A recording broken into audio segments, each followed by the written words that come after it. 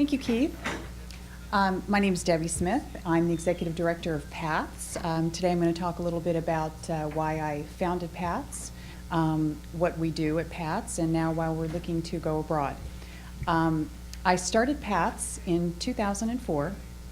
PATHS is a 501c3 because I was just completely frustrated with my efforts to get my own children through the public education system. My son was always in gifted and talented programs and advanced placement courses in his higher grades, in his high school grades. And my daughter Chelsea has been in special education since she was in preschool. Both of my children are in college now. My daughter, however, just the constant battle to get her through every year really amounted to a fight for her life. And that's what has brought me now to go abroad and build a school for children with disabilities in Afghanistan. The school I'm talking about is my initial school will be for 50 children, just a proof of concept. State of the art. Now, when I say state of the art, it kind of scares people and makes them nervous, and they wonder, how are you going to bring state of the art to Afghanistan? And basically what state of the art means to me, what I'm looking to implement in the school is laptop computers with modified keyboards, for instance, so that children with physical disabilities can maneuver on the keyboard much easier. Also, children who are blind, it has the Braille keyboards. So things like that. Also modified desks, so children in wheelchairs can actually pull their wheelchair up to a desk and actually work at a desk sitting up. Computer programs. They have there's computer programs for children who can't speak, who are deaf, and who are blind, of course. So those are the ideas of state of the art. Not really. I mean, when not really pushing the envelope. To me, it's just what's the basic of what's required in order to give these children an appropriate education. Because honestly, if we're not going to modify the classroom appropriately for them, then we might as well not even build one, because they're not going to be able to learn to their best ability unless they have the proper equipment and resources in the classroom. The school will be for kids kindergarten through 12. Like I said, the first school will just be small, about 50 kids.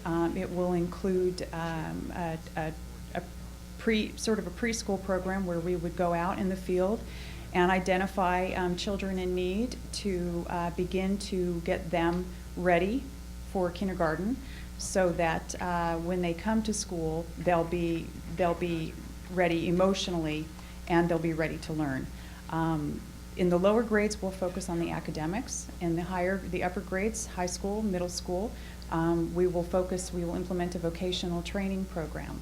A big part of it, in addition to the vocational training, will also be to teach these children how to go out and advocate on their own behalf. Whether children live here in the United States or in a place like Afghanistan, they have the same challenges in that respect, where they need to be taught and shown how to advocate on their own behalf. They need to understand why it's important. They need to go out into the communities, participate in different forums, whether it's town hall type meetings, or as they have in Afghanistan, shuras is basically what they're called over there, the town hall meetings. In order for them to learn to speak up for themselves, and in that way too, it moves the whole effort forward in establishing greater capacity for all children in special education. The school is also, I studied as far as I wanted to make sure that I wasn't offending Islam. So Islam regulates disability in that essentially states that whatever the children need, they should have. So we are the school is in keeping with Islam, with the dictates of Islam. So that was good to see there too. So Our mission then is to build a state-of-the-art school, grades K through 12, in Afghanistan. We are still narrowing down a location. A lot of that will depend on whether or not we find an existing structure, or if we have to build one. It's just, that's still kind of up in the air. So location is flexible. Is there a final goal, or is there a final end game here? In other words, do you plan on opening 10 schools in the 10-year period, or will you allow the Afghans to make that decision as to how many schools they will open in Afghanistan? Well, it's always whatever the Afghan decision is. They're allowing me to come in and build my school, but they understand the need is there, and they approve of, you know, who I'm working with, and of course my plans are all approved. I'm sorry, what was the second part of that was? Or do you plan on opening, say, Right, 10 okay, schools? okay.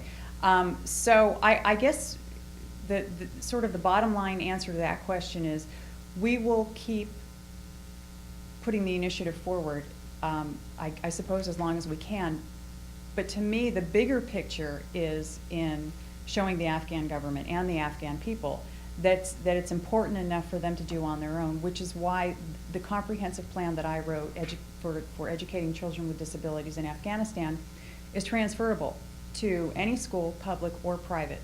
The plan works in Afghanistan, it works in Washington, D.C., it works anywhere it's implemented, public or private. So that to me is the bigger, just planting the idea, planting the concept, that educating these children is the most important effort that we could make at this point, and showing them basically how to stand up on their own, and yes, they can take this plan and they can run with it. It's not my plan. I mean, I've adapted the plan from my experiences raising my own daughter and sitting in education planning meetings every year and working with therapists and teachers and administrators. I've kind of picked and put together from lots of different plans and concepts and theories on educating children with disabilities, because I believe the plan that I put forth works most appropriately. And like I said, it can be used in public or private schools. Oh, let's look at worst case scenario here. Are you prepared to? Everybody wants to do that, Well, by the way. You have to, especially now. That's fine. So I'm fully capable of answering the worst case scenario. Go right ahead. My question is, if the Afghans drop the ball, let's say, or they just decide, we really don't want to do this. I mean, it's going to take a lot of money, blah, blah, blah. I mean, they probably may not have enough in the treasury to take on a school like this. Are you prepared to step in and take this school on and administer it in perpetuity, quote unquote? Well, absolutely, because first and foremost, my heart is with helping the children. I can't walk away from them. You know, that's something that working with my daughter all these years and her peers has shown me that you just don't give up. You just don't give up. Like I said, she's in college, so you know, you stick with it, and they will go far. But I can't buy your worst case scenario, because I know how effective the plan is from my own experiences, not just in my daughter's case, but also other children I've worked with as well over the years. And I know, because the plan can be implemented in public or private schools, public or private settings, big schools, small schools, any region in Afghanistan, any community, shura. I mean, it's just very adaptable. It will work anywhere. So that's why I believe that's not going to happen. But it's something you will consider, right? Oh, I always have that there in the back of my head, absolutely. And it's just one of those scenarios that you just stick with it. You just don't give up. Just because it's difficult doesn't mean it's impossible. Okay. And you just stick with it. Okay. The war in Afghanistan is currently an international affair. Yes. Particularly NATO. Mm-hmm. Do you picture this undertaking possibly becoming an international fair at some point? In other words, would you reach out to, say, a Great Britain or a Germany or China or India to help with fundraising and things like that? Well, absolutely. In fact, just as far as training goes right now, because that's kind of what I'm focusing on now. I mean, I've already have some proposals working through that actually, are very, very promising at this point. So I'm looking kind of down the road. What I'm currently interested in right now is training teachers. So there is a group in Japan that has been the most heavily involved in training teachers in special education. So yes, I have reached out to them, and then of course USAID, our own USAID, our own government, wants to sort of develop some kind of training program. So I'm working with them on that. I've just begun that.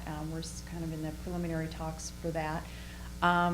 But yes, I think right now we need to focus on fundraising is important, of course, but training so that the schools can stand on their own, and so that you sort of spread that awareness and spread the desire to educate the children and why it's important, and that will, to me, give it a future in Afghanistan.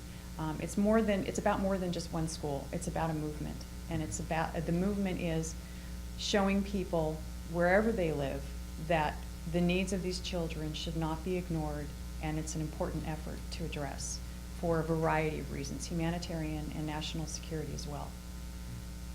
Well, talking about security, do you see having the need for a security contingent for the school, especially if the situation in Afghanistan goes south? Well, of course, security is always an issue, and yes, the school will have security, absolutely. I think the biggest form the biggest guarantee of security, if you will, if security can be guaranteed to whatever extent, is in getting local buy-in of the community, so that you have the community members on board with the school. They will protect the school because they will want to keep the school and provide a safe place for their children and their extended families. I mean, the familial relations in Afghanistan are far and wide, and just to keep a safe place for their neighbors and their children to attend school. So yes, you've got to get local buy-in. It's all about that, which is why it's going to be built and staffed by Afghans. It's not going to have my name on it or PATH's name on it. It's going to be a local effort as much as possible. Like I said, we're just bringing in the resources to get the school up and running, but it is going to be an Afghan effort, absolutely.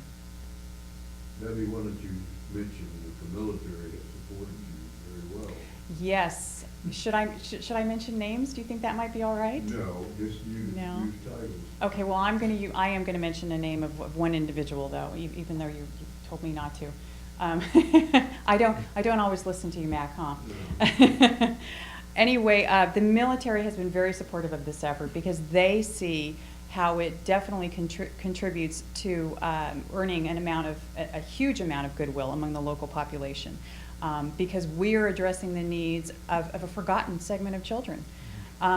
So I have especially had just a wholehearted support from General John Campbell, Major General John Campbell, who was the RC East commander in Afghanistan.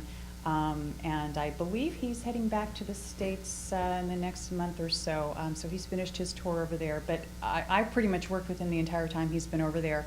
And a wonderful man, works very hard, loves his soldiers, and is excited about his job every day. And that's how I was able to get as far as I did with my on-the-ground efforts over there so far, in great part due to the help of Major General John Campbell and the U.S. Army, absolutely. Thank you for that question, by the way.